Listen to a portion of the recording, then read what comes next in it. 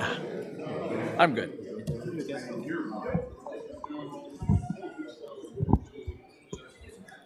Good evening.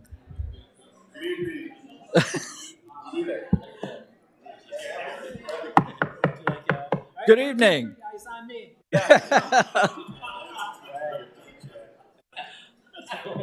I would like to welcome you all this evening to the first town hall in District 1 to learn about the referendum that will be on the April 7th ballot. Let me share with you how we would like the evening to go. We'll start this evening with a brief presentation by our city administrator. And then after that, we will have a brief presentation by our chiefs, our chief of police, Kevin Werich, and our chief of fire and EMS, Christopher Garrison. Then we will open it up for questions. If you've written your question out, that's fine. You could read it or we'll read it. Or if you just want to stand up and ask questions, we will do that too. And we're here this evening for you, so we will stay until we're done. Now I'd like to do some introductions. First, I'm Rex Owens, Alder in District 1. And to my left, your right, is Casey Dingler, the other Alder for District 1. And we have Aaron Oppenheimer, our city administrator. We have Chief Werich, Chief Garrison, and Swetha. Where did you go? Swetha Hetzler, our library director. We have the mayor. We have Alder Baker. We have Alder Comstock. We have Alder Jacobs. There she is, Alder Crombie. So we have the entire council here too. And Alder Santiago, Rosa. No intention. Okay, so with that, why don't we go ahead and start?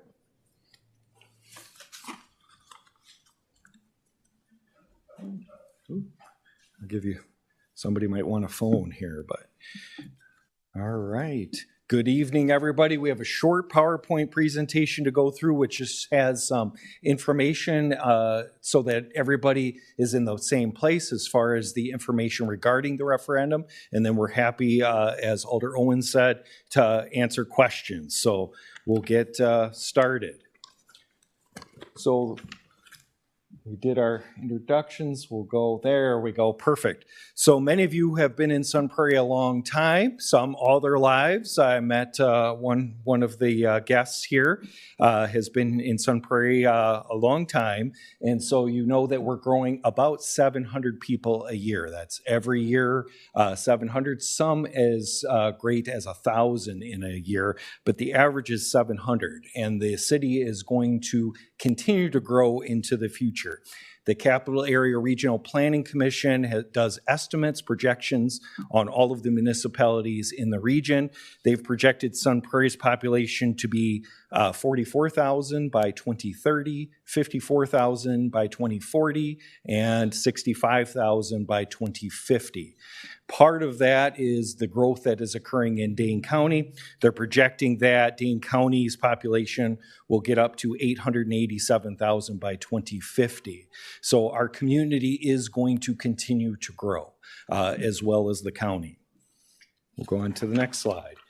Sun Prairie is a great place to live. When I interact with residents, I never hear that residents like living in Sun Prairie. I've never heard it once. I've managed 4 communities. I've been here 13 years as a city administrator, and I've never heard like living in Sun Prairie one time. I always hear that residents love living in Sun Prairie.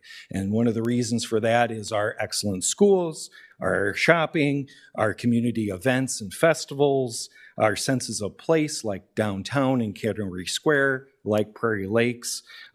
So we have a lot of new and existing businesses that have come to Sun Prairie, making it a great place to live. We'll go to the next slide. We are a full-service community, so anything that you would think of as municipal, we operate it. So obviously streets, street sweeping, wastewater treatment, water utility, electric utility, library, police, fire, EMS, all of the major services that a city would provide, the city of Sun Prairie provides it. And obviously that comes at a cost to be able to provide those services. Go to the next slide. We are experiencing increased operating costs, just like you are in your businesses and in your individual homes. So we have a growing demand to provide services to more people and a requirement that those services be of a high quality. So residents are expecting more and they're expecting a high quality.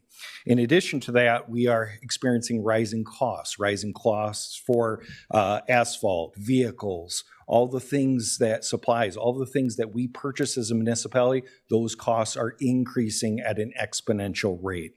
In addition to that, it has become a dog-eat-dog world for talent, for employees.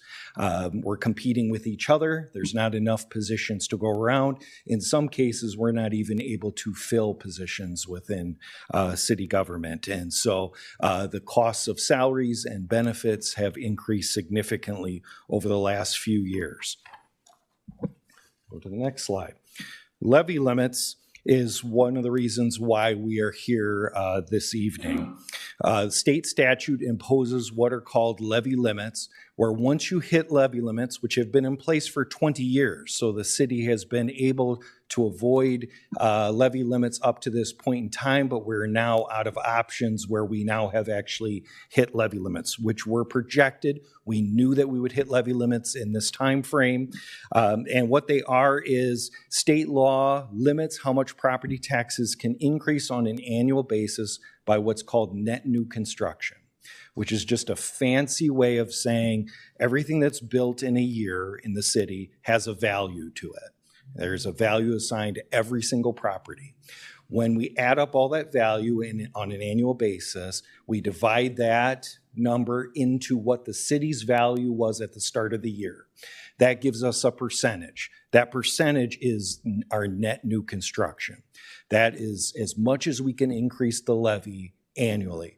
What you didn't hear in that formula is anything for inflation. If cost of living is higher, if wages are going up faster, if our expenses for equipment and vehicles go up more, there is no factor for that. What the state statute is essentially saying is you can increase your levy by the net new growth that you experience in your community, but nothing for increases in expenditures. So why that's important is oftentimes we hear from residents, let's not grow anymore. Well, the cost of government goes up each year whether you grow or not. And we cannot increase our levy if there is no growth, which means you're cutting government every single year into the future. And so we do need growth to be able to move forward.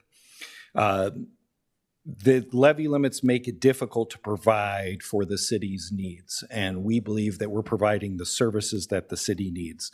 The only way that we're able to get around levy limits is via referendum, which is why we're talking about it this evening. We'll go to the next slide.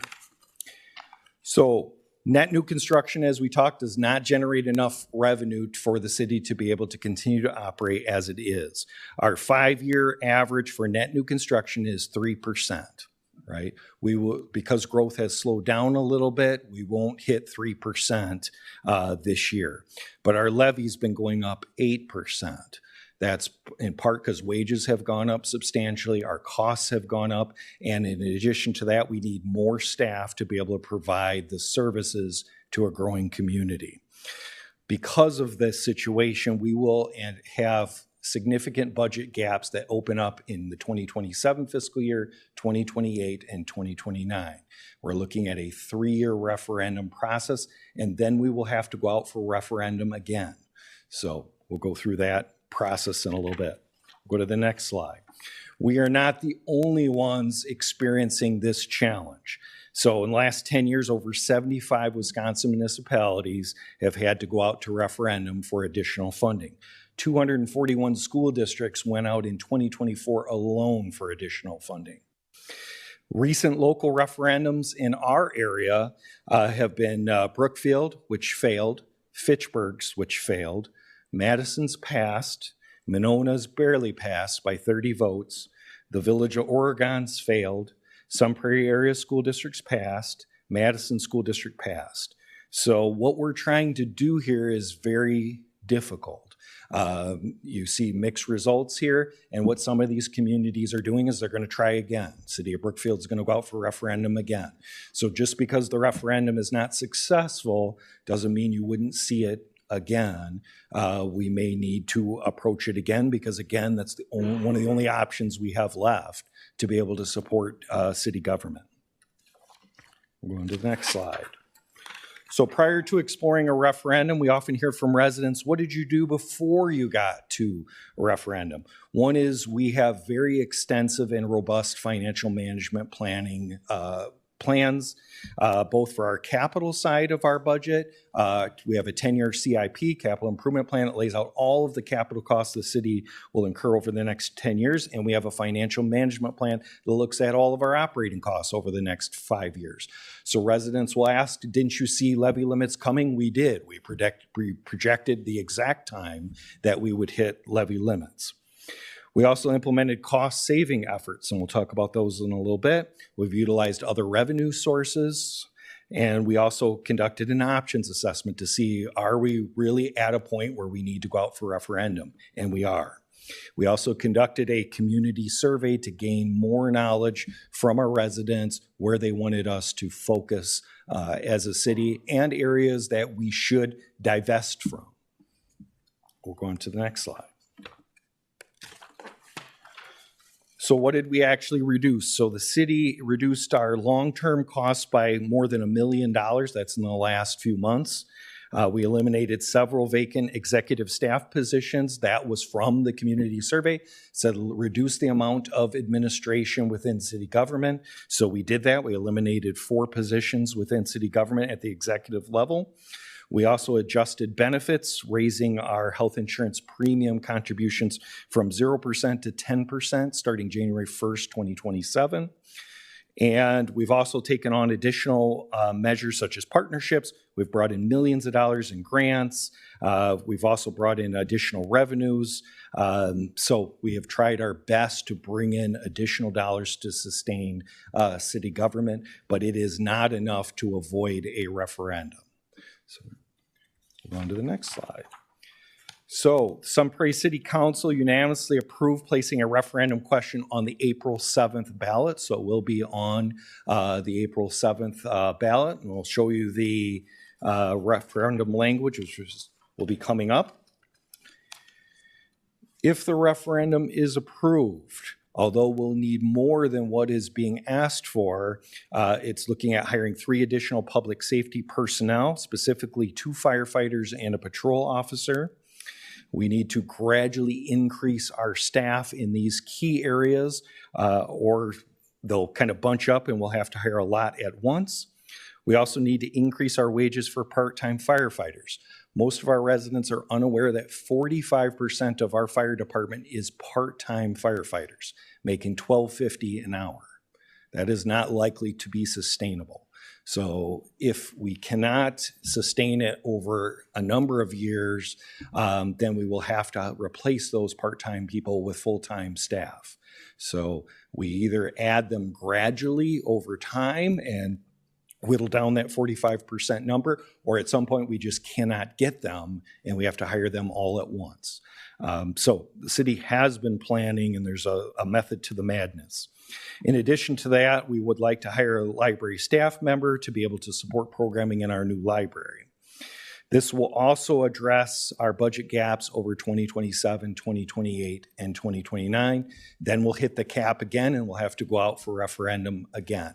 This is now what is called governing by referendum. So every so often, we'll have to go out to referendum, have a conversation with the community, and determine what city services we're willing to fund going forward. We'll go to the next slide. So this is the actual language that will be on the ballot. If it's confusing to you, that's by design. The state makes it very difficult for referendums to pass, and that's part of the reason is this language, working through that. So what this ballot language is saying is that if we did not go out to referendum or we were not successful, we are capped at the 5% increase in the levy, or the $39 million, just under $40 million. What the city is asking is to be able to raise that cap from the 5% to just under 10% and just under $44 million in the levy. And so what I mean by in 3 years we'll have to do it again is in 3 years we project we will hit that $43 million in levy capacity. Then we have to go out to referendum again to ask for more capacity to be able to move forward the next 3 years or 5 years, whatever we decide to do at that time. So that's what that ballot language is doing. We'll go on to the next slide. So the tax impact of that is here. So the average home is $381,000 in Sun Prairie. That's, I've been with the city for 13 years. That's substantially higher than 13 years ago. And then the total impact of the referendum only, is $263 over the course of that 3 years. So $82 in the first year. Subtracting that from the 263, that gets the remaining 2 years. So the maximum is 263 on the referendum. That is consistent with what the city has been increasing its levy previous to a referendum. So that's the impact that we're seeking. If your value is different, then you can do it by the $100,000. For every $100,000 in value, you can times it by the $21 for 2027, or the total 69 over for the 3 years. That's the increase over your most recent tax bill. So, okay. Go on to the next slide. So the question I often hear from residents is, if the referendum is rejected, what happens? So the $3.5 million needs to be cut out of city government. So we need to look at the services that the city provides and either reduce them or eliminate them. So the city council will be making that decision over the summer months as we prepare for the 2027 budget. The $3.5 million is roughly 30 full-time positions within the city. So that's a significant reduction in the city's ability to provide services. The city is in the business of providing services. We employ people to provide those services. So if we have less people, we have to provide less service to residents. So that's the impact. And of that scale, it will impact quality of life in Sun Prairie. We just know that that's a fact. So we want you to be aware of that. Obviously, in addition to that, we don't get the fire and police staff that we are seeking, and so we fall further behind in those particular categories as well. On to the next slide. Planning to vote. So we have most of our residents, probably about 40 to 45% of our residents vote absentee. So this process really gets started off pretty quick. There's not a lot left of the referendum process. We've been working on it for the last year and a half, but this gives you the information in order to vote and be able to access the ballot, whether you choose to do it through absentee or voting in person on April 7th. So that's that information. So at this point, I'd like to invite up the chiefs. So I have Chief Garrison come up from the fire department, talk a little bit about the need for the additional fire staff. So go ahead, Chief.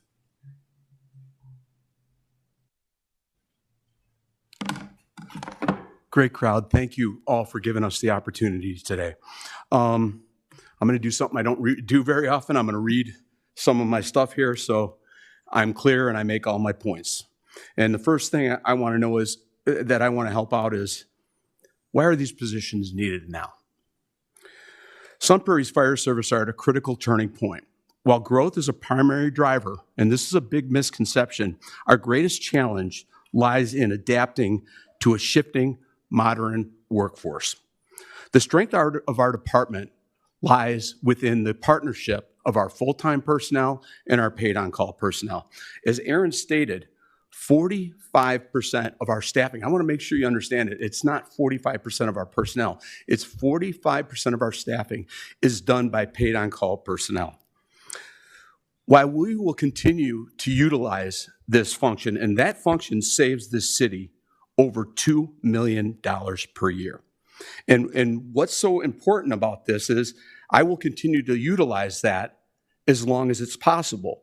But everybody has to understand today's workforce. And I want to make sure I preface this by saying this is not a knock on the millennials, the Gen Zs and all that, but those folks who are recruiting right now, they value a work-life balance. We don't have hundreds and hundreds, and even Madison is feeling this effect. We don't have hundreds and hundreds of people who want to be police officers, firefighters, or paramedics. They don't want to work 24-hour shifts, and they definitely don't want to see the things that we see and we carry with us for our entire career. So I'm not here adding positions. My biggest concern about our future in the fire department is to be able to continue staffing. So in my years of experience, what I'm looking at is we need to fulfill positions in the fire department incrementally like I have. If anybody remembers, a few years ago, we were part of a corporation that saved this city millions of dollars per year. But the thing that we had to do was shift in it because constantly I was losing my full-time firefighters to other departments. Walk over to Madison and meet 15 of my firefighters who would be leaders in our organization right now. But the pay had to come up, and we were able to fulfill that. But I can't sustain that 45% staffing. The next question. The Sun Prairie Fire Department is currently requesting 2 additional people. How will they fit into our organization? Well, currently, as I said, I have 17 boots on the ground who work shift right now. That's 6, 6, and 5. I'm unequal on shifts. So if I get one of those firefighters, I will move them into the shift slots. So it'll help even out slots. So when you do the math on this, we have to fill 7 spots a day on average with paid on-call firefighters. It's a staffing nightmare. The person who does my scheduling probably spends 8 to 10 hours a week just working on the schedule. So take that 7 slots and times it by 365. If I add another firefighter, basically what that's going to do is keep me from having to recruit about 700 shifts per year. It's a little dent in what we're trying to do. The second position that I'm looking for will also be a firefighter position, but it will be moved into our Fire Prevention Bureau. Fire prevention is the key to the safety of this city. I feel we stop more calls than we have because of our great work of our Fire Prevention Bureau. But as everybody knows, this is a growing city. We have over 1,500 commercial buildings in this city that need to be inspected twice per year. That's about 3,000 inspections that we're handling. And you know how we're handling it? It's basically our shift personnel. So I want to put another firefighter in that bureau so our firefighters can get back to training and doing the things that they do to provide a better service for you folks. And another thing I'd like to mention about that, every year if we do our inspections and we get audited at the end of the year by the state, last year we took in just under $260,000 that helps pay for those bureau positions. So that's money that we get if we do our inspections every year. So what is needed for the future? The Sun Prairie is fortunate to have that dedicated part-time team, and we owe a lot to them. I still have about 25 people on our department who are over from the old corporation. But as soon as those folks leave, That's going to tax my nighttime staffing. They handle almost all of our nighttime staffing. And these are residents just like you that live here in Sun Prairie who want to give their time to the city. And they do a fantastic job of it. We have essentially become an unintentional training ground for the rest of the state, because you can go to almost every fire department in the state of Wisconsin and see a young man or a young woman who went through the Next Gen program, which was created here in Sun Prairie at every department within the state, because a program that was started here in Sun Prairie is literally now statewide. I'm not asking to increase staff or increase people on staff. I'm looking to maintain and continue to be able to service that we have given. If you take a look at my record and my background, to open up Station 2, I got a SAFER grant that covered 75% of the wages for all the personnel for the first 3 years we had there. So we saved a lot of money there. And I can tell you by the revenues that we bring in through fire and EMS, that covers more than 33% of our budget every year in revenue and different opportunities that we have to bring money in here, grants, and that we get the FAP grant through EMS. That's about $150,000 the last 2 years. So I'm here to tell you that the fire department is here for you. We will always be here for you. And whatever we can do to help you, that's our job. Fire prevention, it starts there. Fire education is the next step, and then the response. Thank you.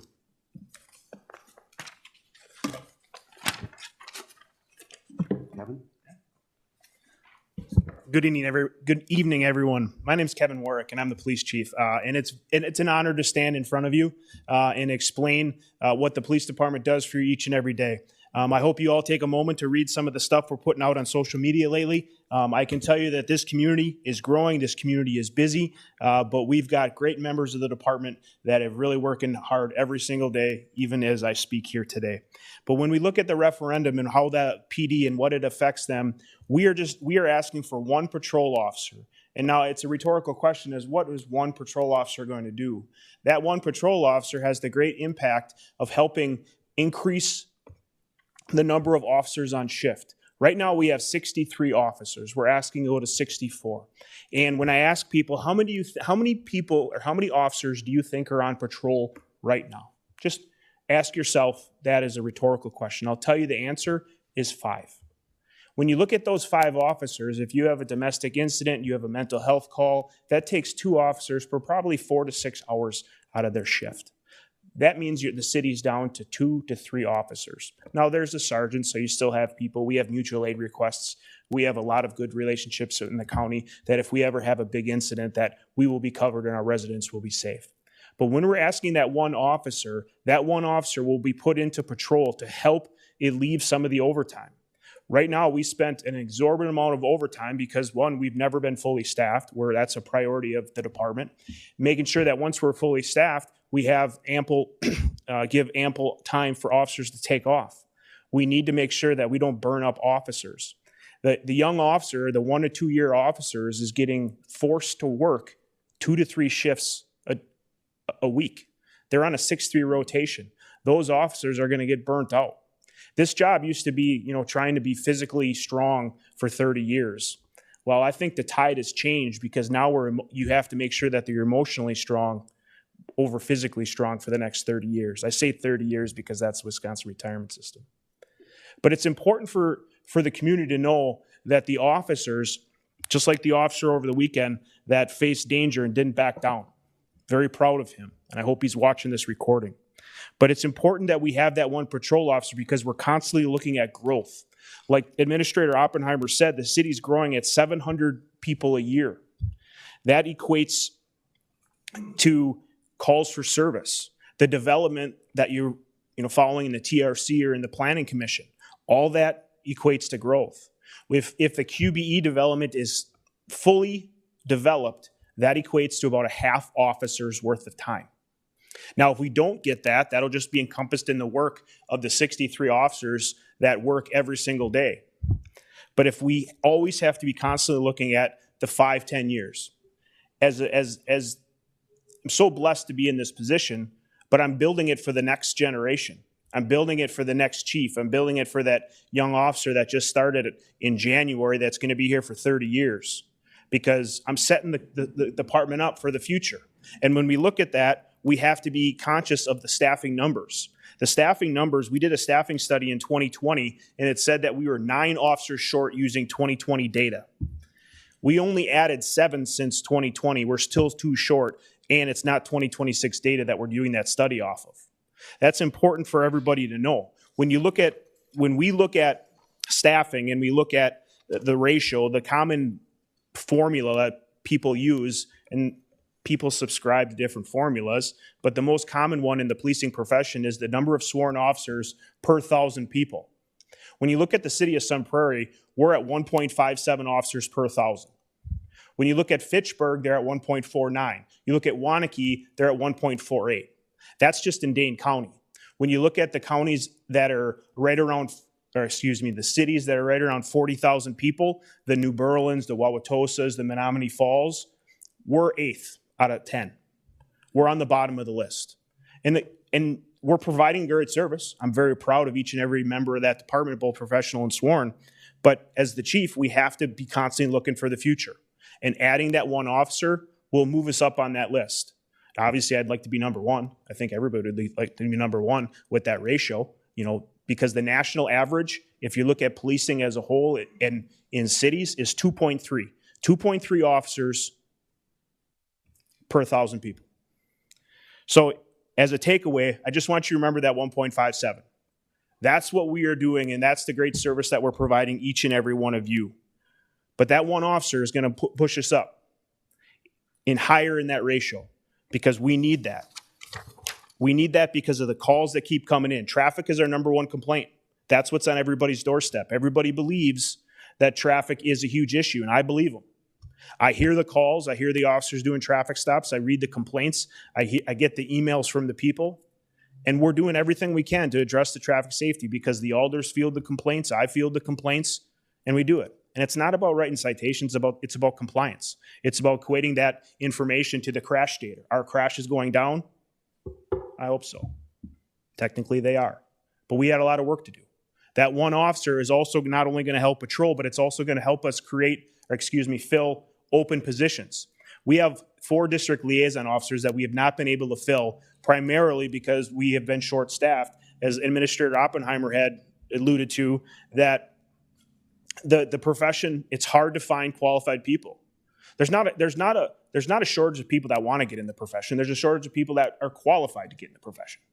And thanks to the Police and Fire Commission, they are doing an exemplary job helping us find the qualified people that wear the same uniform that I'm standing in front of you today. So as I close, I just appreciate each and every one of your time. I hope that I get this kind of attendance at every community meeting that I go to. And remember that 1.57. That 1.57 is very important for each and every resident in this community to know, because we're trying to move that up in the 1.6s, the 1.7 for future generations of policing. Thank you. All right. Thank you, Chief Warwick, Chief Garrison. Just a quick reminder, we're going to field the questions here shortly, but before we do, if you don't want to say your question out loud, if you feel more comfortable writing it down, you're welcome to write it on a postcard in the back corner there, and then we can read it off for you and answer your questions. So with that, should we go on? Oh, and then just a couple of ground rules. What we're planning on doing is allow everyone, because you might want to give some background before you ask your question, giving everyone 2 minutes. If you want to give some background, and then you can ask your question. We want to give everyone the opportunity to ask their question. Once everyone's had the opportunity to ask their question, then we'll have more time, then we'll go around again, and everyone's welcome to ask follow-up questions or additional questions. So we'll go ahead and get started. If anyone has a question, we'll just let us know. Yep. Brent, you have a question? Do you want me to? Oh, yeah, yep. There you go. Do you want me to stand up or not? It's up to you, whatever you feel comfortable with. Stand up. Yeah, Paul has spoken. How about I move over here? That way I can actually see the audience too. Yeah. If that works. So I guess one of the things I wanted to state, not necessarily a question originally, but inflation affects us all, but we can't ask our employer for a raise. We live within our means, a means that has already been reduced by a wheel tax by the city. How are we supposed to vote for this referendum when we don't have a plan for what jobs will be lost? As Aaron Oppenheimer said, we knew we were going to hit the levy limits for years, but we haven't been told what positions are being cut or at risk of being cut. We've been told, hey, we can add an officer, we can add some fire personnel, we can increase pay, we can add a library spot. That's all great. What positions would be at risk if we don't pass this referendum? And again, there should already be plans in place. We knew this was coming since I was on council back in 2022. We're talking about the referendum levy or the levy limits being hit. Additionally, I know that passing a budget in the city's hard.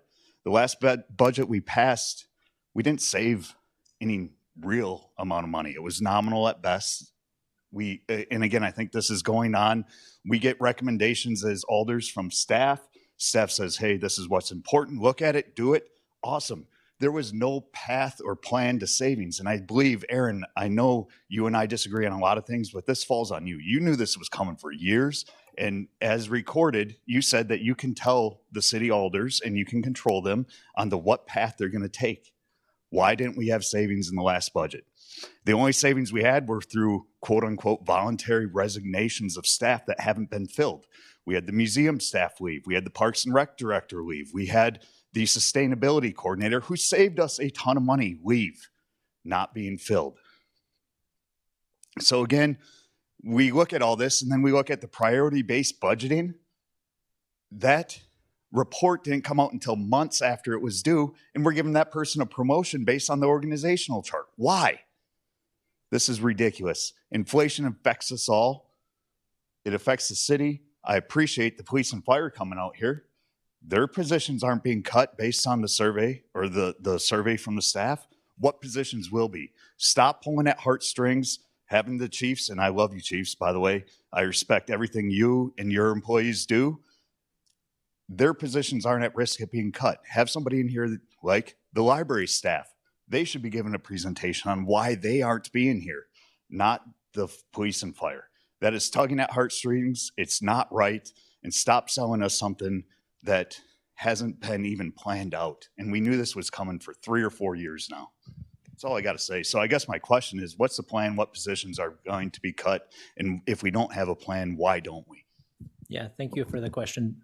And this is something that several people are asking. I've seen this on social media. It's not just you. I know it's many people have the same question. So to address this question, in April, we're not just voting on the referendum, we're also voting on who the new council will be for the budget. And it's the new council members. We'll have at least 1, up to 3 new council members, and they'll be responsible for deciding which positions get cut. I'm happy to share my opinion. I'm sure Rex is happy to share his opinion, but these are our individual opinions. My opinion isn't necessarily reflective of what the council will decide. So I think the biggest challenge to deciding what's going to be cut is we don't know who's going to be deciding in the next budget what those positions will be. Do you have anything, Alder Owens? I think the other thing is we were worried, at least I'm worried, I won't say we, I'm worried that if we express it that way, it's a threat. If you don't pass, here's a list of people that are going to be cut. Who in here wants to be on that list? Is that fair to our staff? It's not fair at all. So rather than approach this with a threat, we want to approach this as a way to say, this is what we need to continue government, the $3.5 million. This is what we need to supplement some things in police and fire and the library for additional services. If it doesn't pass, we will face the music. All of us will. But it's not fair to try to threaten the voter, and it's not fair to put our employees in that kind of a position. Yeah, thank you. And then also just a kind of a point of process. If there's one specifically, myself, Alder Owens, one of the chiefs, you're welcome to address us. Otherwise, we'll just kind of field the question as we go. Do we have any other questions? Yep, in the back.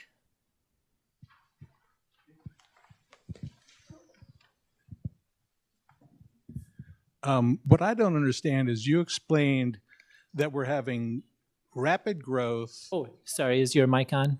Pardon me? Turn it on. I think it's on. Okay. What I don't understand is you explained that we're having rapid growth and rapid rise in property values. So you should be experiencing a windfall. So is this a mismanagement issue? And if there's a burden coming from new growth, why don't you stop that new growth? Why isn't we put the squeeze on that? So those are my questions.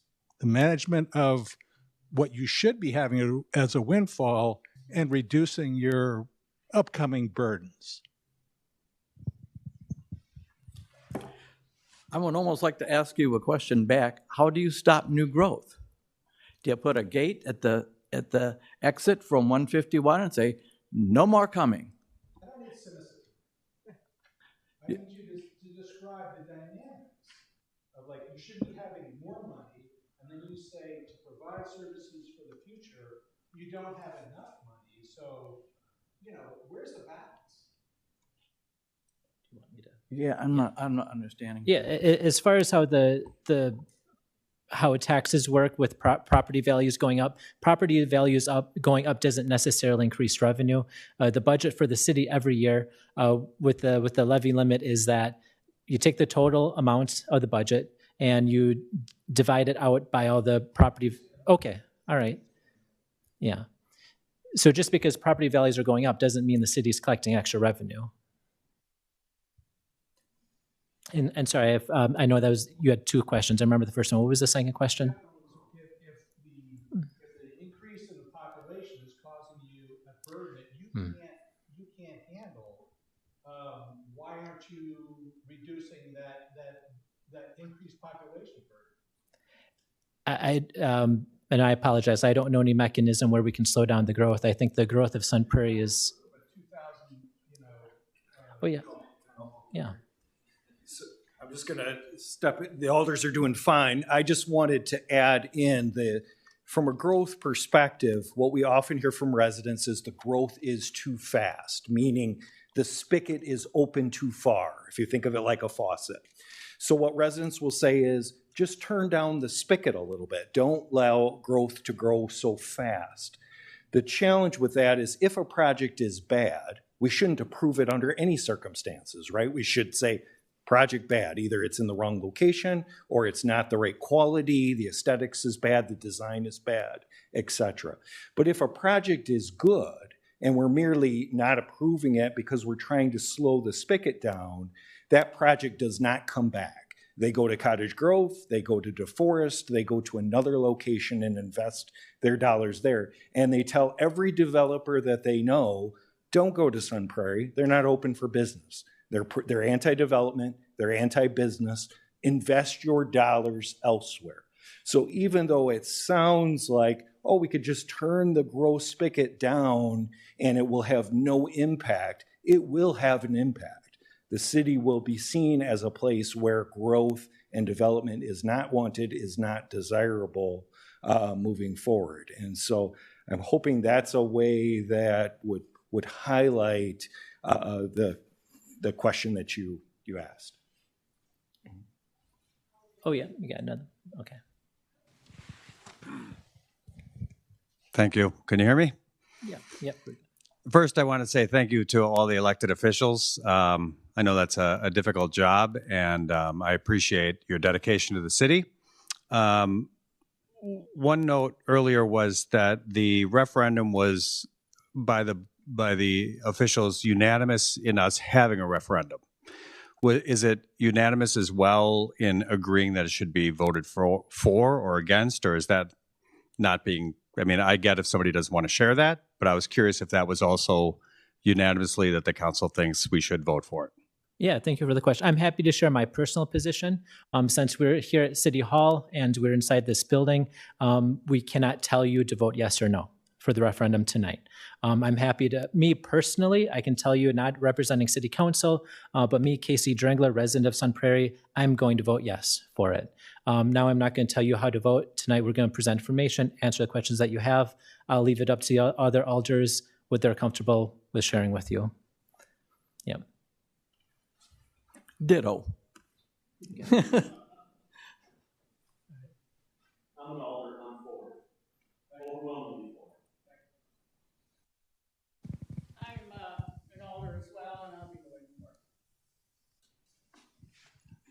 I'm the mayor, and I'm very much for it.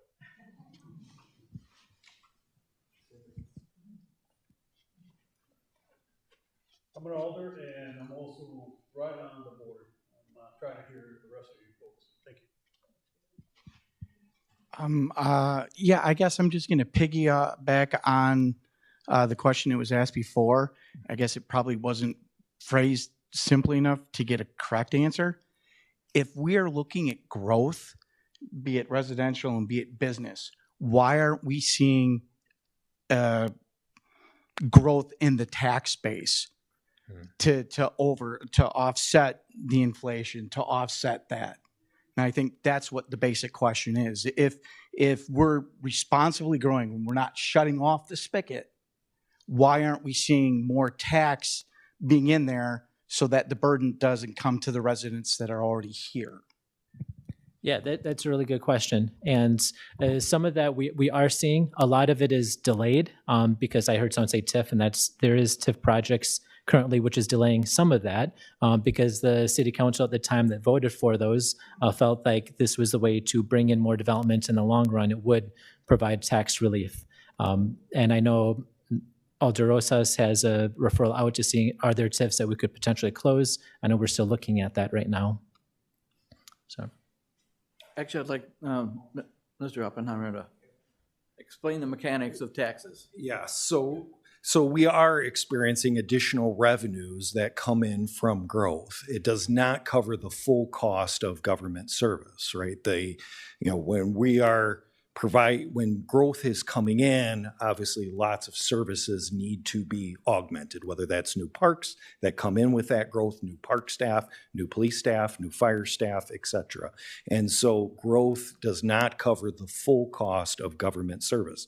The good part of that is those that live here also benefit from those additional services. So for example, when the Chief Warwick talked about what an additional police officer adds to the benefit of the community, it's not just new growth that benefits from the additional police officer. Same thing with those that live here benefit from that additional police officer. Same thing with fire staff, right? When we add fire staff, everyone benefits. When we add new amenities to the community, everybody benefits, whether it be a splash pad or new parks, right? Additional bike paths, other amenities that we add that make the community better. Yes, new growth pays for a portion of that, but so do existing residents. And so we always want to be honest about that new growth does not cover all of the costs associated with government.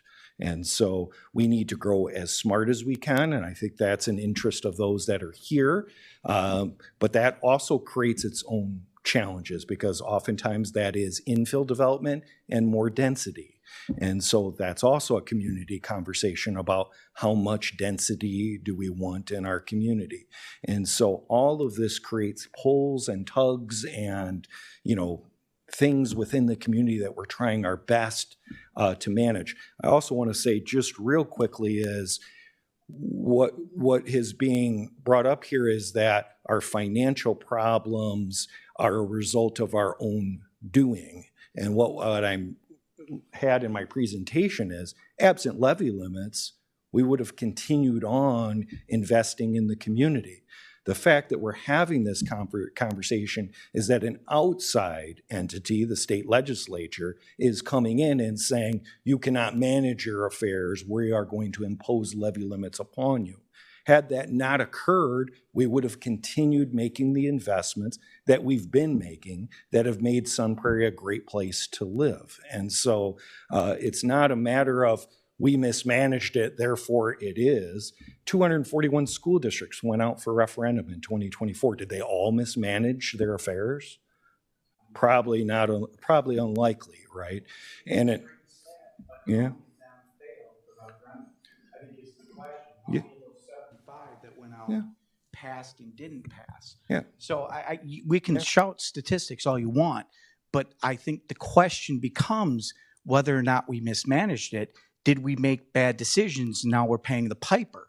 Is that part of the presentation that needs to be here? And I appreciate you being frank about it right now, but if it's a matter of the state government has decided to pull back and they have a surplus that they don't know what to do with, and all these cities are basically not getting the state money, then why aren't we going after the state government as a unified? Is that being proposed? Yes. And along We've with been- that thought, Go ahead. it's apparent to me that the police department and the fire department is very cognizant of the ability to go out for grants and to go out for that stuff. And they're doing their due diligence to offset 33% of their cost. My question is, if we paid, and it came out on one of those, it's on the webpage, we paid overtime of, what was it, 2,550 plus hours of overtime last year. Where did that money come from? Because if you do simple math, that's one staff member. So realistically, the police department, and I don't want to speak for you guys, does have the ability, if that money came out of their budget for overtime, or is that a surplus / deficit that the city is going to have to pay for? Where is that being presented here as well, so that we understand that they're reasonably setting up their budget, that they can take another person if they're going out for the grants? Do we have somebody in the city that's helping them fill out the grants so that we have a better chance of getting those? Because whether or not the state is pulling back money, they still offer that. The government still offers that. What sort of things are we doing? Alluding to the other question, to the cuts of positions, what plan do we have if this referendum doesn't pass? Because as you stated, a lot of these aren't. Yeah. So let me parse. There was a lot packaged together. I always like when they're packaged like that, because now I've got to parse them all out. So cities and villages have been lobbying the state legislature to change the levy limit law. Levy limit law has been in place for 20 years. We've been lobbying over that period of time to get out from under levy limits, because they don't take into account the fact that we're growing. Other communities aren't. They don't take into account inflation and the costs of wages. And so what we're being told by the folks that lobby on our behalf, like the League of Wisconsin Municipalities, no chance. No chance that the state's going to change the levy limit law. Why? Because they like it the way it is. If you're a state legislator, if somebody comes to them and says, hey, I'm concerned about my property taxes, you say, we put in levy limits. You took them off through a referendum. You essentially taxed yourself. And so they kind of like it the way it is. In fact, we have legislatures saying we should make it more difficult because too many of them are passing. And so I think it's the way they like it now. And so my guess is they're not eager to change it. Love to see a change there, but probably not in the foreseeable future. So I think we've dealt with the levy limit piece. As far as grants, we've brought in millions of dollars in grants for road projects, sustainability projects, facility projects, you name it, we've brought in funding for it. But a lot of those grants, as you probably have read in the newspaper, have dried up, especially those from the federal government to the states. And so it is going to become more challenging for us to get grants in the future, especially for operating costs like salaries. Typically, you can get grants for projects and things of that nature. Difficult to get them for staffing. There was a third question in there, and I'm trying to. Oh, go ahead, Chief. I'll let Chief do that. Yeah, that's a great question. So on the information that you see online about overtime, and you're absolutely right. 2024 figures is 2,555 hours. An employee works 1960 per year. Where that money comes from is vacancy savings. So the police department is funded at $12.9 million. That's what the police department passed through the budget, through the process of city council. In 2025, we were carrying 4, 5, sometimes 6, and when I got here in May of last year, 7 openings. When you calculate those 7 openings on the months that those positions were not filled, comes to a dollar figure. So then when it comes December 31st, the council, the administrator, everybody looks at Chief Garrison and I and says, hey, are you under budget or over budget? For us, our overtime line item was crazy high, like 167%. And if I was a taxpayer, I'd be like, I want some questions. I got some questions. Sit down, let's talk. But we took that out of the money that we didn't spend in salaries, because that's, as long as we come under the 12.9, then we're good. So we don't have an excess for the money. The point of the one patrol officer, the point of the firefighters, is to make sure that we don't have these overtime, that we can create the shifts that has less burnout and provide a better service. That help? And again, just the question is if you're able to justify that with the 12.9, you've literally got the money in that 12.9 for another position. Yes or no? Yeah, I have 60. The 12.9 fully funded is 63 officers. Okay. So if I don't have 63, then I'm doing the same service with 55, 56, yeah, but paying overtime. So what you're saying is last year we only paid salary for 55 and the rest was overtime? Give or take. Then I mean, it's probably closer to 60, probably 57, 58. Yeah. Okay. So then we already hired 7? Since 2020. Okay, since 2020. Yeah. So Okay. right now, I can tell you that the police department's at 62. Or I'm sorry, 61 officers at 63. Okay. So we're carrying 2 vacancies. Then we have officers on military leave that we're going to carry that we're not paying. God bless America. That we're going to have salary savings and vacancy savings. So if we're overage in one, we can cover it through that. Now that's getting too far into the weeds, but it's important for the taxpayer to know how this is funded and how it all comes to full circle at December 31st. The point of that is that the police department, the fire department have solutions in place, practices in place for the potential of this not happening. It's not the best solution in the opinion, but you've at least got some practices and ideas of how to counter that. And I think it was leading to the question, why doesn't the city have a plan in place if it doesn't pass? Because from the sounds of it, it's, geez, we sure hope this passes, because if it doesn't, then we have to make some really tough choices. And again, Sure. Nobody's excited about the choices that have to be made. But right now, the ask is whether or not it's a $60 increase or potentially a $280 increase, that's still coming out of the taxpayers' pockets. And right now, as you know, we heard before, inflation is kicking everybody. And I don't get to go to my boss and say, hey, you know what? Milk costs a little bit more. And remember when eggs cost a whole lot? I really could use a couple of bucks back to help offset that. My boss will look at me and say, really? That's the point of it. We want to just be able to, it's not a pity show. These are all real tough choices. And I think everybody here, I don't want to speak for everybody else. Myself, I understand they're tough choices. I just want to know that if the city decides not to, what tough choices are going to be made. Well, I can And tell don't you those wanna conversations are being had. Those Okay. conversations are had, and we could tell you that we could provide you the 10 things we'd cut today, but come April 8th when there's a new council, those 10 could not be the 10 of the council. So, and in doing so, if we told you those 10 programs, those 10 positions, whatever word you want to say, that we would cut, and the council comes in and chooses something totally different, we've then isolated those employees. We have then tried to create a family atmosphere that is counterproductive because we just said that we thought we should cut this. The council decided otherwise because it's their authority. How do you manage people? How do you look people in the face?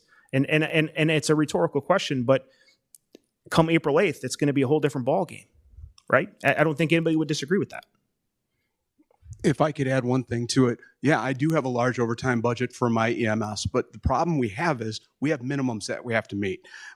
So we have an 8-person minimum at the fire department. So when somebody calls in sick, we're using that sick time. We have no choice because we have to meet our minimums. I need 2 people on every ambulance. I need 4 people on every truck. We've got 2 trucks that go out, so I need 8 people a day on fire. I need 8 people a day on EMS, and I can't take that overtime money and turn it into a person because I'm still going to generate times off. And believe me, people take advantage of vacation, sick days, and other issues that they have to. So I don't know where our choices are there. But one thing I can tell you, you ask what's going to be the consequences. We can get away for the next 3, 4, 5 years, maybe even when I'm gone. But we're kicking the can down the road, and someday a resident who's sitting right where you are is going to have to pay that difference because we're going to have to hire 5 or 6 or 7 firefighters at one time. And not to put Chief Garrison on the spot, he won't tell you this, but I will. Chief Garrison regularly works 60, 70-hour weeks. He told you that there's 4 firefighters required per truck. He's often that 4th firefighter because we're understaffed. And there's a question over here. Yes, hi, I would just like a little bit of clarification. Can you hear me? Between the city council and the big developers in the area. I want to read a quote from the State Journal from last week. Wall apparently is a big developer around here. I don't know. Oh, yeah. Oh, sorry. Yeah, thank you. Wall Enterprises is a big company, I guess, a big developer. And in the State Journal front page, a couple days ago, it said, Wall told the State Journal, apparently the city council turned down a big development up by the old General Casualty. This is what the paper says. Wall told the State Journal that if the city rejects the beautiful new neighborhood he's proposing, he may scrap the apartments and amenities and fill the site with taller office buildings and maybe some things neighbors don't like. Now, we know there's been a lot of apartments, a lot of building, a lot of non-residential businesses or residences in some Prairie, but what is the relationship between the city council and the developers? Because we know a lot of the TIF money that's generated doesn't go back to city services, police, library, things like that.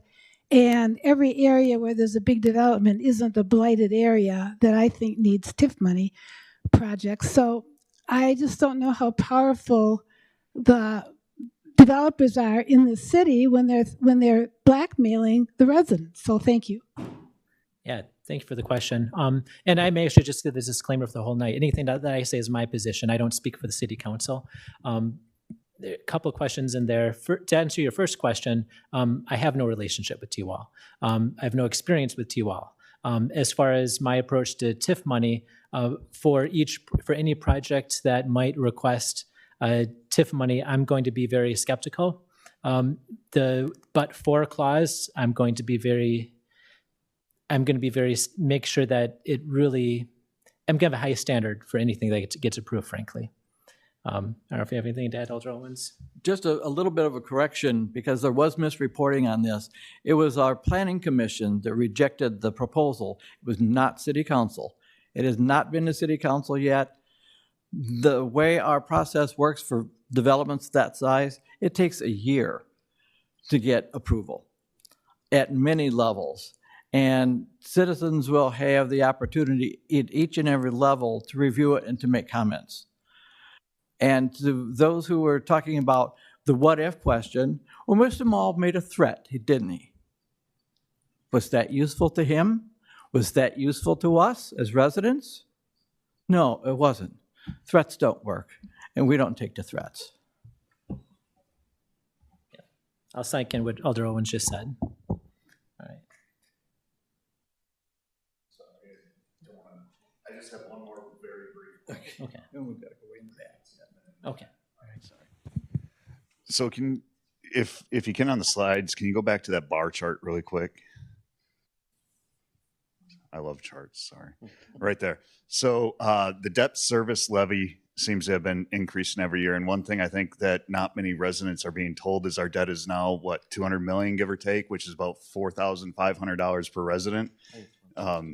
No, it was over 195 last open records request. But anyway, what is the city doing? Because I understand we have the levy limits in one bucket and we have city debt in another bucket. What are we doing to slow down? And I understand a lot of that debt is utilities, which get paid through the utility revenues, which again, the taxpayer pays. They don't really care what bucket it comes out of. It's funds out of their pocket in taxes or utility bills. What is the city doing to not only try to stay under the levy limit, or if this levy limit is increased, what are we doing to try to lower the debt the city is taking on? Because I think the city is capped at a little over 300 million is what they're allowed. Where last I heard is about 195 going on 200 million. And as that debt increases, the debt service payments increase year over year. Is there any plans in the city to slow down the debt that the city's taking on? Because over the last 3 years, based on open records requests, it's grown exponentially. Okay, first I think you need to look at what projects those are. The largest project in the city is not the library. The largest project in this city is the water and sewage utility. And that debt will be paid for from those fees. The next one is the new SPU building. That will be paid for from those fees. And then the rest is other projects that we have. We are substantially below the debt service limit. In the 10-year plan that we have for construction projects, there are no more big construction projects. We've been through that phase. So over time, that will decrease, but it will be over a substantial amount of time. You're not 1 year or two, we're looking at 10 years. Does that answer your question? A little bit. I mean, I know the Aquatic Center has gone over budget, the library's gone over budget, and there's other things that are funded by debt. My concern is that we have this debt that has grown substantially, and we've had great buildings being built from it. I'm not complaining about that, but the way I see it is we have the levy limit and property taxes there. We also have the debt service limit, which affects property taxes. And then we also have this growing debt per person or per resident that has continued to grow. And as that value increases, so does the amount coming from property taxes for debt service and things like that. So I guess I understand there's no anticipated future major projects, but our debt has grown substantially over the last few years. I guess what is the city doing to address paying down the debt faster? And I understand there's different pots of money, utilities, wastewater, all that stuff that pays it. But from a taxpayer, it's their bills, their property tax bill. It's always money out from the taxpayer that's paying off these cities' decisions. So in the future, is there any guarantee that we're going to be staying under a certain debt limit per resident or just debt limit in general, other than the state imposed debt limit? Because I know we talk about the state imposed levy limit. Well, quite frankly, from what I've heard tonight, I'm pretty glad the state imposed that levy limit. Otherwise, it sounds like the city would keep adding more and more and more and more, which the taxpayers pay for. And the state imposes a debt limit, which prevents the city from getting more and more and more and more in debt. I just don't feel like there's a plan other than we promise not to build more new fancy state-of-the-art buildings on debt. Is that it? Well, let me correct you on one thing. I don't know what your source of information is, but the library I know well. And the library is not over budget. In fact, we are very near substantial completion, and we are about $1.2 million under budget. Number one. Number two. I don't mean to speak over you, but just for clarification, is that the first initial proposed budget, or is that as it was amended through time? The budget has not been, the only changes have been through typical construction changes, and those were budgeted for as part of the whole budget. The second thing is, remember, the Library Foundation contributed $3.5 million to this city for that project. So there was substantial other funding besides just city funding. In terms of your overall question, like I said, we have a 10-year capital improvement plan that Mr. Oppenheimer can address more and address your concern about the size of it. But like I said, we're completely well under the state limit. Aaron? So, there's a lot to unpack there. So the city is a AA2 rated entity, so our debt load is well within Moody's parameters. And, as Brent mentioned, the buildings are nice, but we don't like the debt. Well, you don't get new buildings without debt, right? You don't pay for a $26 million library in cash, right? Nor do we build roads at $1 million a mile in cash. We do go out for debt annually, and we go through an accrediting process through Moody's every single year, and we've had a AA2 bond rating, which is the best bond rating for the city on an annual basis that is reaffirmed. So I guess I want to make sure we're clear on the debt management of the city. We do have policies that govern how much debt we take on. No one has to do open records requests. You can look at our capital improvement plan. It's online. It shows you every project that we're going to take on for the next 10 years. And so we do that to make sure we are planning out our debt. And we do have an aggressive repayment plan for our debt. In fact, that's part of why we have an excellent bond rating. And so, yes, it is a cost that you bear if we go out and do projects. And those decisions are policy decisions made by the city council as to what buildings would be better for the community. An expanded library with more amenities, a wastewater treatment plant that meets DNR regulations, other types of investments we've made in aquatic center that hadn't really been invested in its lifetime, 25 years or so. And so, yes, those improvements do need reinvestment in order to meet new standards, new quality of life. And so we take that very seriously and plan that all out 10 years in advance as to what we are taking on. And so just wanted to hopefully clarify that point. So if I could speak, are you ready for somebody else? So I'm Paul Esser. I was the mayor of Sun Prairie for the past 10 years before Mayor Stocker got elected last April. And I have a different perspective on some of this, but I want you to know that I am going to vote for this referendum. It is too dire for this city if we do not pass that referendum. So I'm going to vote for that referendum on April 7th. Now, I have a different view of this. I don't agree with how the city council has approached this referendum. I would prefer that they had started out with looking at the vision of this community as they look into the future when it's 65,000 people and what's going to need to happen year over year in this community to get us there to keep the quality of life that we have going here now. And then with that view, they then build a referendum that begins to support that year in and year out. Much like the city administrator said, that would be on a plan that has been consistent over many years with the development of this community. It provides for the police, fire, and EMS. It provides for the library. It provides for public works. We can't forget public works. Some of these community-facing entities in the city, the media center and the museum, they all provide value, and we build that into that along with the administrative staff and then come up with a plan year over year. What the city council chose to do was the community survey, and I believe the community survey results were flawed. It may be statistically accurate with the 12% response, but the people that responded, I believe, were more negative than I believe this community to be overall, and I base that on the fact that if you read the comments that came back with the survey, they're highly negative. And in that survey, only 46% of the community said they supported police. Now, in a community like Sun Prairie that's very progressive, relatively young and a solid income base, it's not going to get 46% police. It's going to be 60 or 70%.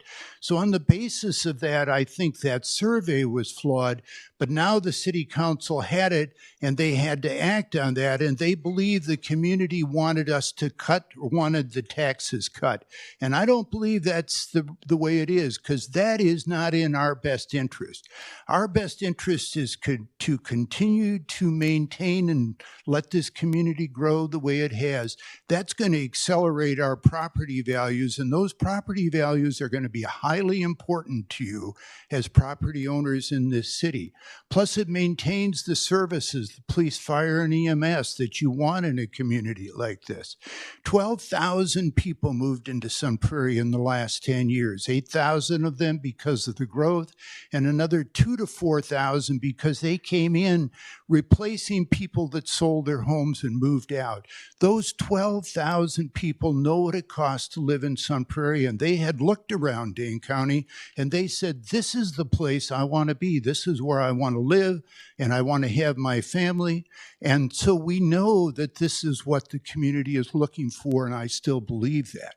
So that isn't the path that we've chosen to go, but I believe there's a strong story the City Council could have made to you if they had done that, to say that it is in your best interest to be paying a small additional amount of taxes in order to have that community that is going to grow along with the rest of this county. It'll be an attractive place. And frankly, if you've got young children and you ever hope they stay in Sun Prairie so they'll be around you, you need that kind of growth going on, or otherwise they're going to go to other cities where that's occurring. New York and Chicago and Orlando, where my kids went. So there is a good argument to be made for that, and I think that's the way forward. That isn't the way that we have gone, and I've been vocal about that with that. And the final thing I want to say to you is that I have encouraged the elected officials, I've called them out, that they need to be standing up there the way Casey and Rex are, talking to you, but more than just answering questions in a dull presentation, they need to tell you why it's in your best interest for you to pass this referendum. I could tell you the negatives about it, but we've done too much of that negative. That isn't what Sun Prairie is. We aren't a community driven by negatives.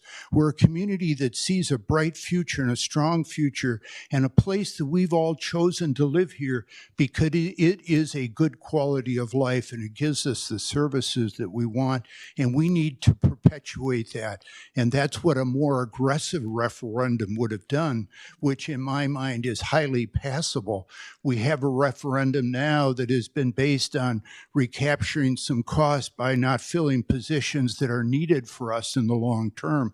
They're going to be struck with trying to resolve that in the years ahead because they need those.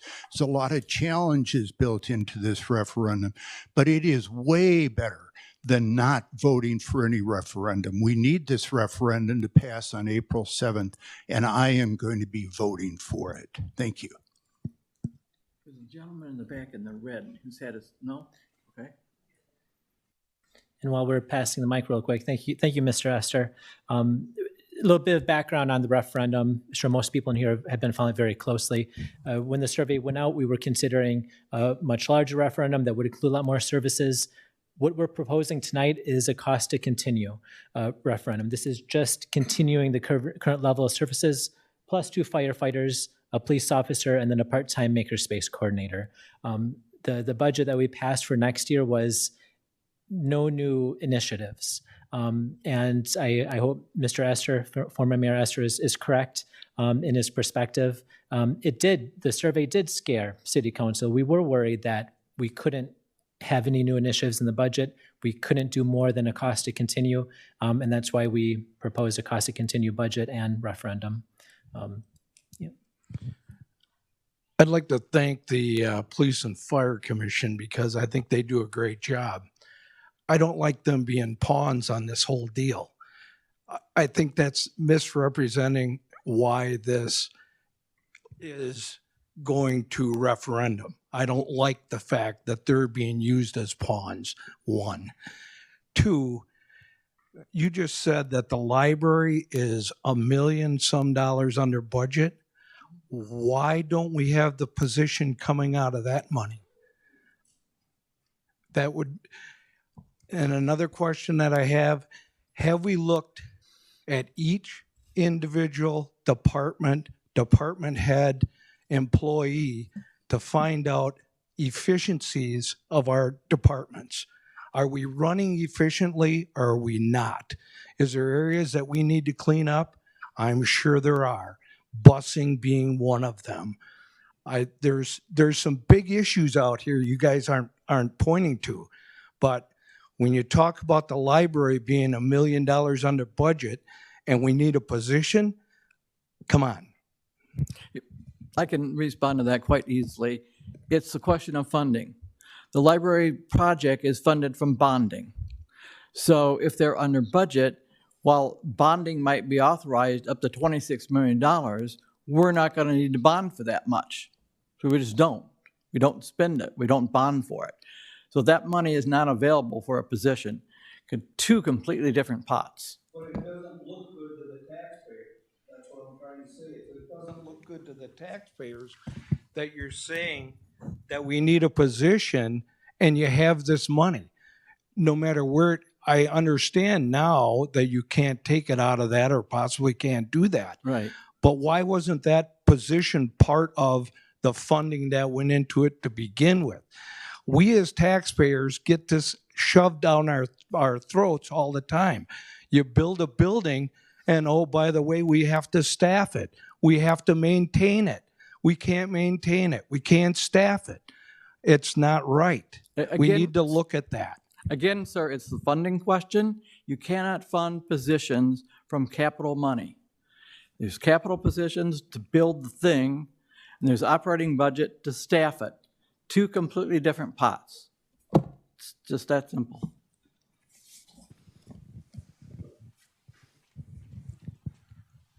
I just have a couple of comments. I listened to the presentation, and the first thing that comes to mind, if we're in this mess, this financial mess, and all of you people up there that vote for this, you're all raising your hand saying you're going to vote for this extended debt. What have you done to save money? I mean, if you get rid of 3 or 4 jobs that aren't filled, that's not getting rid of money. I worked for the state for a long time, and we got rid of staff attorneys in our departments. We got rid of them out of our department. They put them all downtown in a big office. They're still paying them. They're still on the payroll. You know, they play games like that. I would think if you have open positions and they're not funded, I wouldn't think that you would save money by getting rid of unfunded, unstaffed positions. That's just me. I like to make mention of the bus service. I live on 261 North Bristol Street, 300 feet from a bus stop. I've been watching that bus go by my house every hour, and in the last 3 years, the bus has stopped twice to pick up a passenger. This is like, from what I understand, $500,000 and $600,000 a year for bus service. I have relatives who work for the bus company, and they laugh about Sun Prairie's empty bus program. Imagine that, an empty bus program. I was at Quick Trip last month. Bus driver stopped, got out. I says, how many people you're hauling? He says, I've been working since 6 o'clock and I haven't picked up a passenger yet. That was on the corner of Broadway and Windsor Street. My question is, we need to do something besides give our money to the Madison Bus Company. That's a lot of money, $500,000 a year. And you know, when they put the bus program in place, they got rid of the taxi service that actually took elderly people to their appointments. As far as I know, the buses don't go anywhere near doctors' offices. I just think it could be done differently and more efficiently. And one more point. When you raise taxes and they talk about added benefits to the citizens of Sun Prairie, I've been living at 261 North Bristol Street since the 80s, and I've paid almost $8,000 for the taxes on my home, and I haven't seen one additional service that I didn't have 20 years ago. The only thing that happened was I now can take my recyclables out to the curb every week. I mean, I don't see the things that you're saying. And so I'm not supporting this thing, to quite frankly. And you two are my aldermen. Thank you. Yes, a few points there. As far as cost savings, I took a few notes. The cost savings that we propose is about just over $1 million. And that comes from not just not filling 4 positions, but restructuring and eliminating 4 positions. The other $500,000 is from having more of a health benefits share, so the premium share of the employees of the city. And that's how we were able to find $1 million in operational, so ongoing savings for the city. As far as the taxi service that you mentioned, you're right. I've talked to other people in the community who feel like they don't have the taxi service that we used to have and that they're struggling without that. I've talked to elderly folks who've said the same thing to me. And what I'm trying to spread more awareness of is people, this isn't a perfect solution, but you can call Uber. Folks who need a taxi service, you don't have to have the app on your phone like most people think you do. They have an 800 number you can call now and order a taxi through Uber. As far as why that program went away, it's my understanding it's because of staffing challenges. When I started as an alder here 10 months ago, they told me they couldn't staff the taxi service anymore. The bus service, some people could argue the bus service may be a little bit early for our community. I have talked with different people on the council and our mayor about possibly getting a smaller bus, like a smaller vehicle to transport people. However, after we looked into that, we found out that that would cost us more money because they don't currently have smaller like vans as part of the metro service. I worked in the city of Madison for a long time, contracting for fire service at Truex Field. And the Madison people, the bus company, all the services, once they get their foot in the door, you're not going to get them out. And it's always going to cost you more to do what you want. You know, welcome to dealing with Madison. That's just the way they are. And one more thing. I got to tell you, my wife sitting here has been in Sun Prairie all of her life. She went to grade school, kindergarten at Sacred Hearts. She's lived in the same house since 1971 that was built by her uncle when he came back from World War II. Sun Prairie has not become an elderly senior citizen community. The things that happened to us the last 2 years are unbelievable that I'm sure that the city council don't even know about. When you raise the taxes, all of a sudden they raised rates for homeowners insurance 38% nationwide. All of a sudden, I could not get my house insured. Why is that? Your roof's too old. But it don't leak. It don't matter. We can't insure you because your roof is 24 years old. So I have to replace the roof for $11,500. Then I get my automobile insurance, and that's gone up almost 50%. You know, where do people that didn't have good jobs and good pensions, how do they pay for this if they're on a fixed pension that don't get increases? You know, 30 years ago, I would never thought about losing my home because I couldn't afford it. But that's going to come to light for people of my age that are 75 and older. There's no money. The cookie jar is empty. And to have all these things happen, and then to have all the councilmen sit up there and raise their hand and say, I think a tax increase is a good thing. It don't sit well with me. Thank you. Yeah, no, thank you for sharing your position. I appreciate that. Thank you, alders and the city employees, for all your good work for the community. I appreciate that. The subject I have is kind of in the cost-saving mode, and the non-personnel costs. And the background is, Alder Drangler, I'm in District 1 also. I believe he made a proposal at the end of last year, the council to reduce that, and that did not pass. So my specific question is, does an alder or city employee have a suggestion for any non-personnel costs that could be cut from the current budget?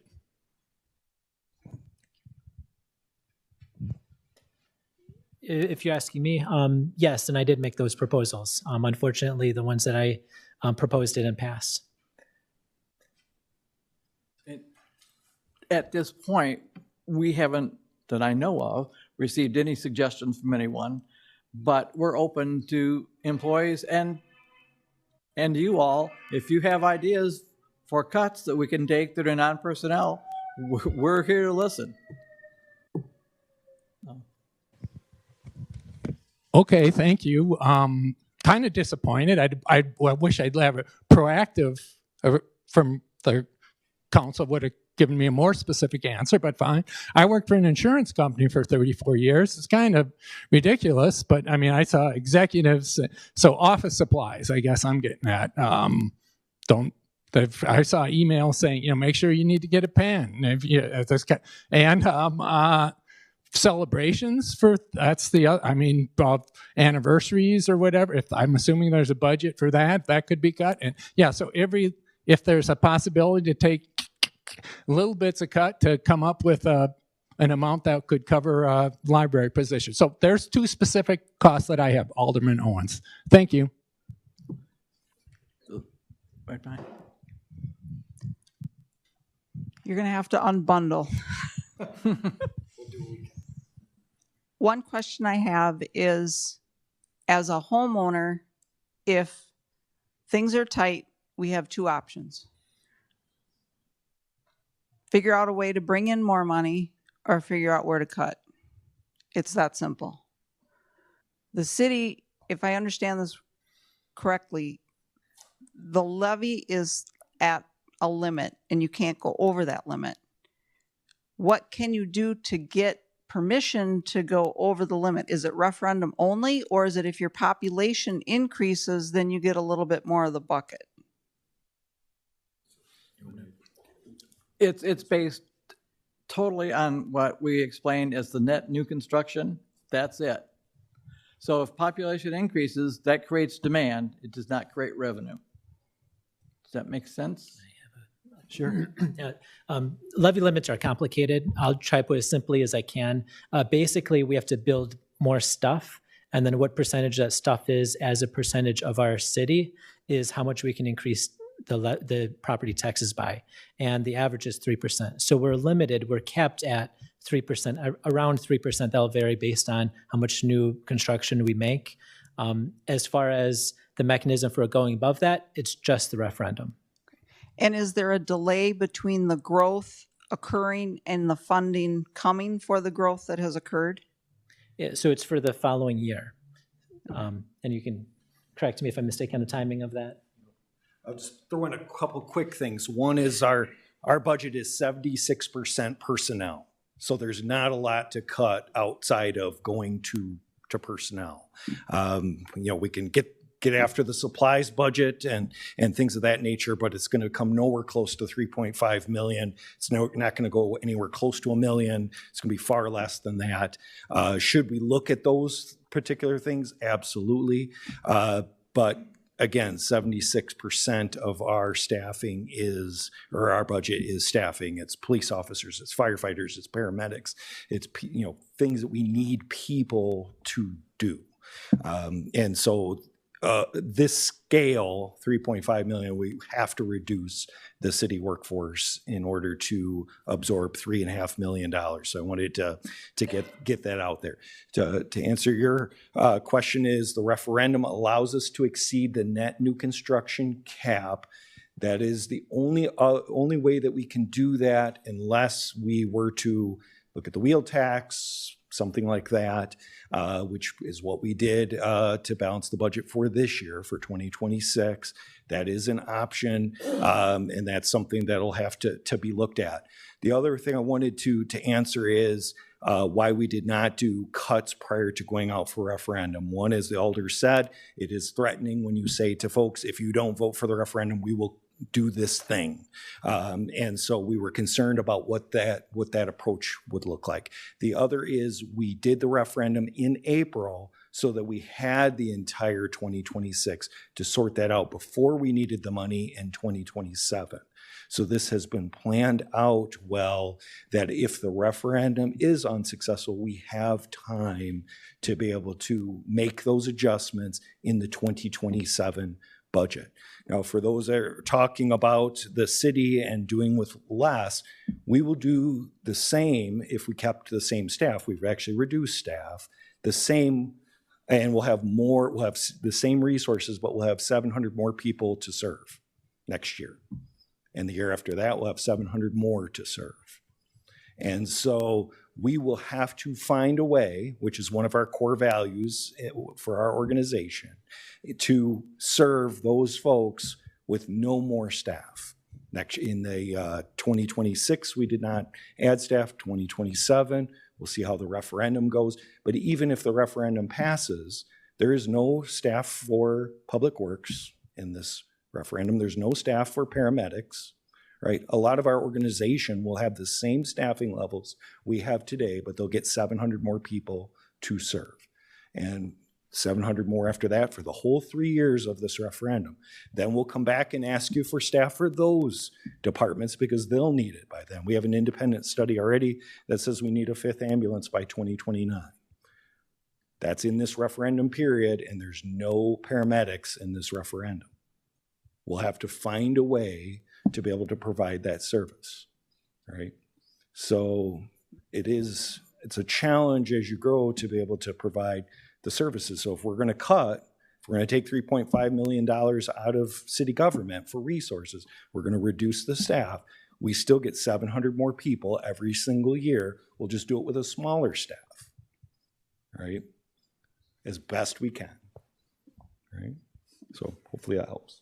Another question I have is part of the cost saving efforts was the restructure of the health insurance. Yeah. And from what I understand, prior to this change, there was no contribution on the employee's behalf, or the employee did not have to contribute towards health insurance. Now there is a co-pay, premium share. Okay, premium share, through the premium share, and then also you added an element of an opt-out payout. If you don't take the health insurance, then you get funds. What is the net savings of that change for the city? Yeah, good question. And you're correct. So there is now a premium share, I believe 10%. And now we are, this is something new, so we don't know what the savings of it will be yet, but we're offering employees a little bit of a bigger bonus for opting out, because if more people opt out, we save more money. At the end of this year, we'll have data then, and we can see, did offering more money incentivize people enough to opt out of it, and are we saving more money as a community because of that? So we won't know the result until the end of the year. The opt-out is $3,500, so you can imagine health insurance cost is far, far greater. Okay, so at the end of the year, you'll know what your savings We'll know how many were. additional people opted out as a result of that additional dollars for them to opt out. And I just would like to say, for the budget, we did make an estimate, and we estimated we'd save $500,000 from that. Thank you. That was for the budget, not actual. The next question for staffing, is there currently a hiring freeze now for non-essential positions that are becoming open for various reasons? Essentially. Sorry. Yeah, no worries. So yes, any position that comes open that is not critical to fill, we're leaving open because of the referendum, right? We don't know what the outcome is of the referendum. If we have to reduce the workforce by 30, we'd like to do that through attrition as much as possible, if that's what if that's the direction we need to go. In addition to that, with the referendum and the uncertainty around it, it's very difficult to hire staff. And so the question through a hiring process would naturally be, is my position protected even if the referendum fails? And the answer is we don't know. Thank you. Yep. And then this is more for citizens that may be listening. When I looked at my tax bill for 10 years back, the city increases have been very small. It's your school district, people. That's why your taxes are so high. And yes, schools are important, but if you don't have a city staff to support your city services, that's important too. And if you make a call and you need an ambulance and, well, it can't get there right now, you can't put dollars on lives. I don't know. And you can't stop the growth because people do want to come here. Growth helps us in some ways, but yet once you hit a certain point, then you have to really amp it up to serve the growth. The school district's share of my tax bill is way more than the city's. And I feel the city has done, I've attended more meetings in the last year than I have in the prior 10 years, and I've learned a lot. And I really do think the city staff that we have, they do a good job with the resources that they have to do it. I'm very sad that what's happening with our museum, that just saddens me. That's our history. We don't want to lose our history. So I, as a citizen, yes, I don't want to pay more, but yes, I understand the importance. I'm voting yes.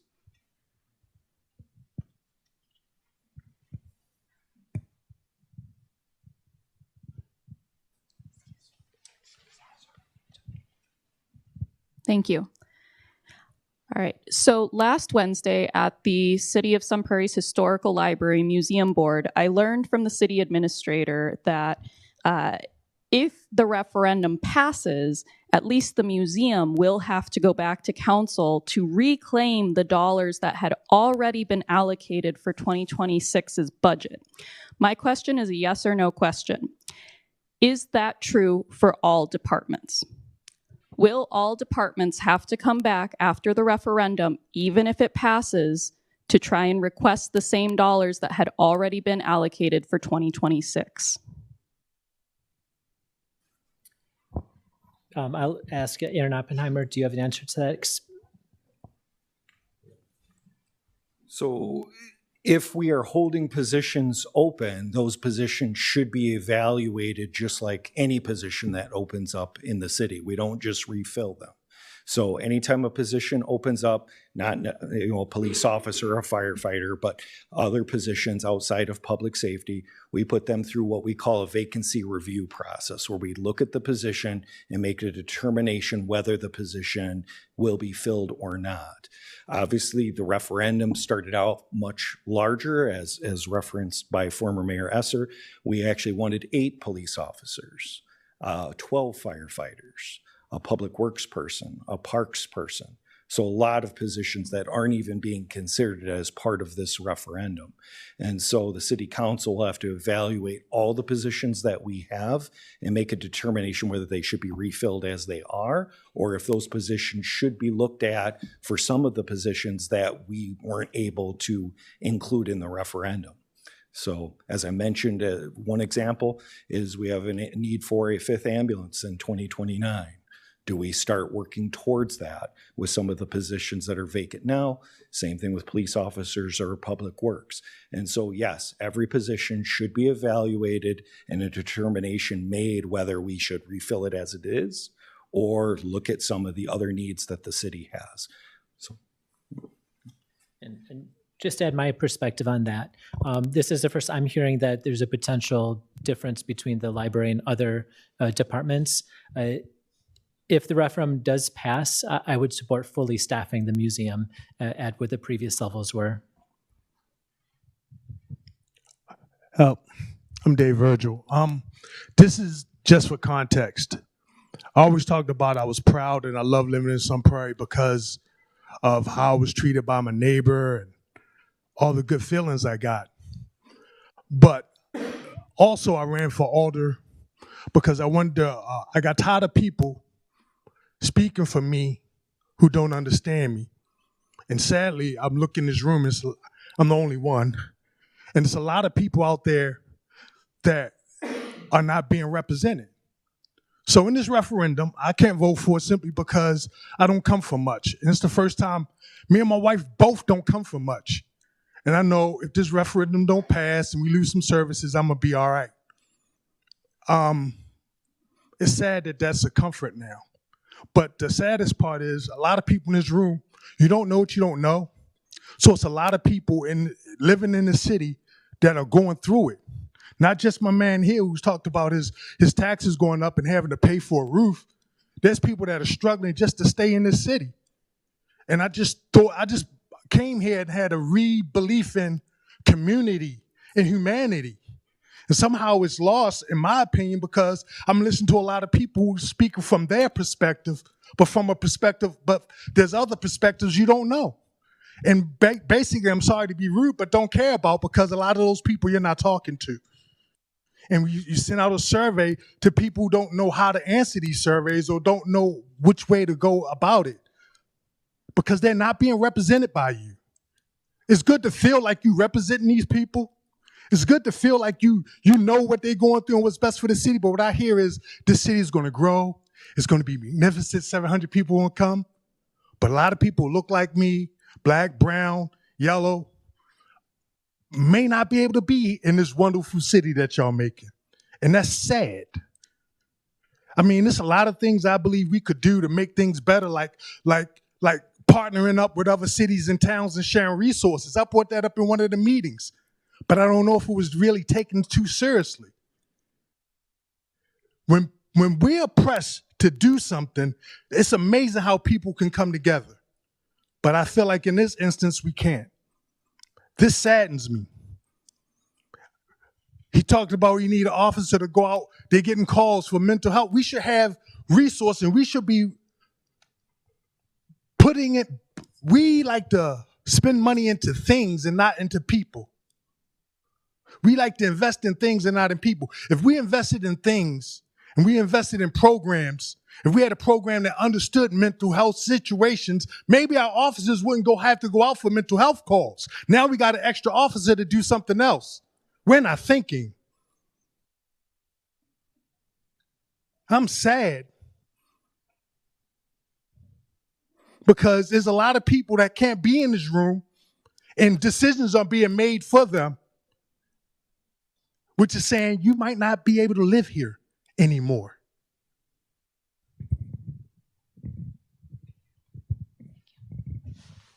Any questions?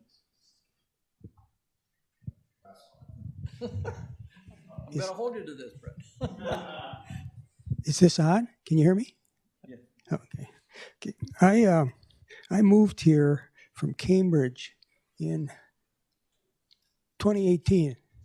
And it's like deja vu for me listening to this conversation because they had to pass a referendum and it had to do with the school district. And the issue was, is the money we're talking about here, are we going to be able to afford this? I think they asked the wrong question. Can we afford not to do it? Now, I'll give you my personal story. So, a little bit different. March 31st, 2024, I had a massive heart attack at my home.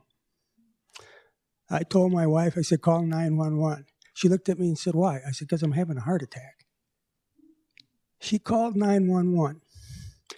Chief, the ambulance was there within 7 minutes.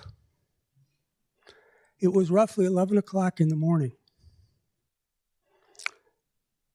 At about 10 after 12, after noon, I was in the operating room at University of Wisconsin Hospital on Highland Avenue.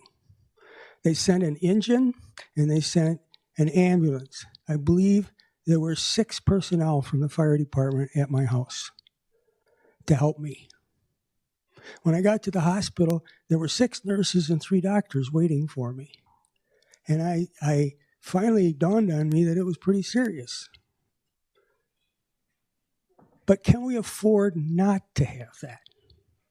Because I'm standing here today as a result of there being enough staff and enough people who knew what they were doing, both here in Sun Prairie and at UW Hospital. And I don't know if you've ever driven to UW Hospital. You can't make it in 40 minutes, I'll tell you that. My point to you is this. You can't cut your way to prosperity. I've never seen a business be able to do it. Not a single one. I taught business for 2 universities. And one of the things I learned is when you lay people off, When you terminate people, when you abolish positions, you don't get them back. So if you have increased demand, you're starting over from level one. And the tremors that it sends through the workforce, when you start getting rid of people, everybody's looking at each other saying, am I next? Am I the one that's going to go? I worked in Racine for a year, 2 years actually, it seemed longer, but in 2 years with the school district. In the second year, $335 million budget, they were $30 million upside down, and the superintendent said, we're going to have to lay off 400 people. That meant class sizes go from about 25 to about 32, 33. Okay, parents were all up in arms. Everything was terrible. 85% of that $335 million was on employees' wages and benefits. We had a meeting of all the teachers, and 900 of them in a room. Only 7 voted against our proposal. And our proposal was real simple. We're not going to get rid of 400 of our brothers and sisters. We're going to hang on to them. Because you don't know what's coming next. You don't know what's coming next. And just to walk away and thinking cutting something is going to somehow make it better, that's a fool's errand. I'm sorry, but it is. I'm glad I'm here. And I'll tell you what. All due respect to the gentleman down at the end about the taxes, I'll pay double if I know for sure that the ambulance will be there in 7 minutes. That's my position. I wish you all the luck in the world. It's not an easy position for you to be in, but it's the real world, and it's just the way it is. Thank you. Thank you for sharing your very moving story. We have just a few minutes left. If we could focus on any last questions. Sorry, Alder Odens, this, just 2 things. I heard you ask where cuts could be made or cost savings. The city spent, I think it was $12,000 or $14,000 painting lines on walking paths, or the bike paths. I think that's an area that can be saved. It only paved a couple of miles. And I think there's been 0 accidents on walking paths or bike paths between bikes and pedestrians. So that's a chunk of change. And then also HPO training, or high performing organizations, I believe it's called. We fly a guy in from Virginia at least every year, if not multiple times a year. It course costs a little over 16 grand.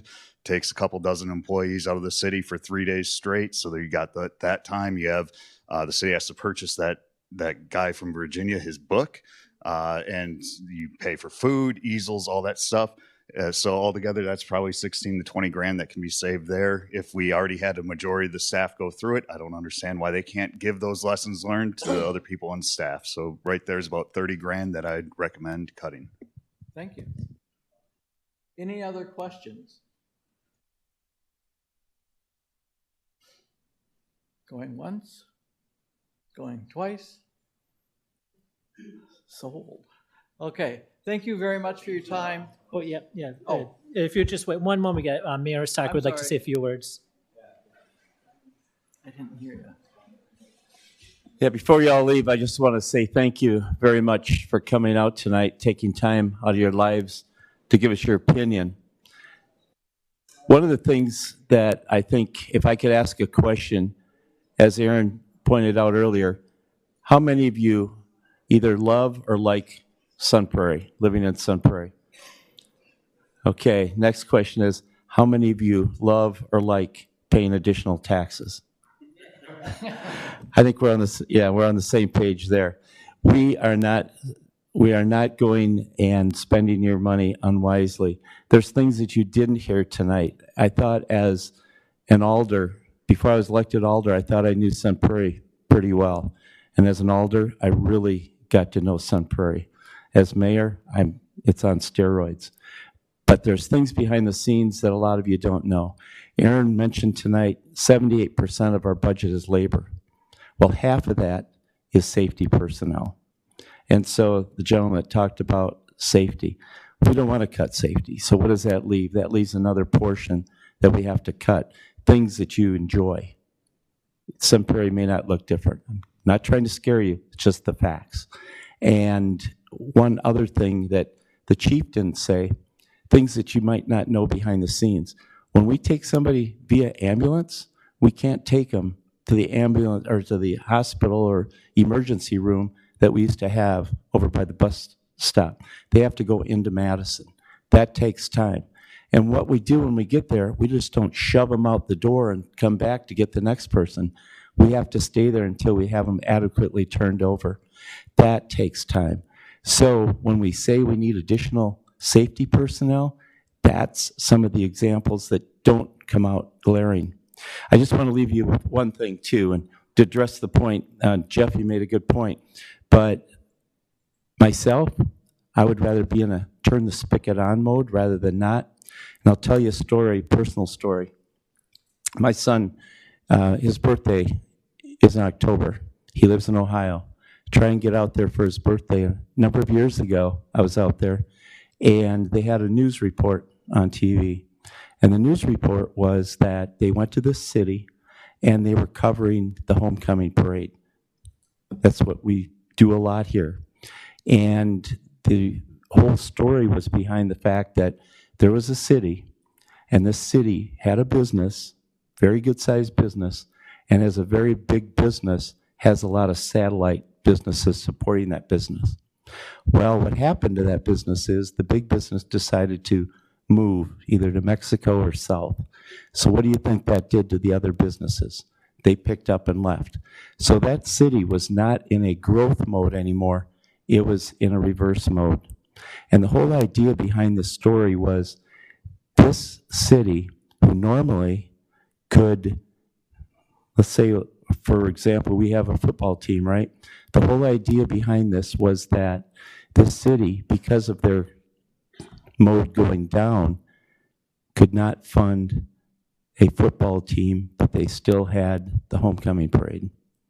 So when you talk about whether you'd rather be in growth mode or going the opposite way, that definitely hit home for me. I can't imagine Sun Prairie not funding any sports team, let alone what we're doing here right now. So again, as alders, mayor, I'm going to stick around later. If you have any questions, please come and see us.